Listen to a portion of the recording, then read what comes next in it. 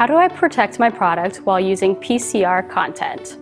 If you're using post-consumer recycled material or PCR in your blow molding process, you know there are inherent risks. Using PCR can cause pinholes and leaks in your container. During the blow molding process, when the walls of the container are stretched, particles of contamination can cause weaknesses, resulting in holes in the container wall. The number of defects will depend on two things: the amount of contamination in the PCR resin and the design and wall thickness of the preform and final bottle. Leak detection is your guarantee that only containers meeting your quality standards make it to your customer. 100% inline inspection will catch pinhole leaks, neck surface deformities, and height irregularities, including short shots. Your commitment to sustainability doesn't have to mean sacrificing product quality.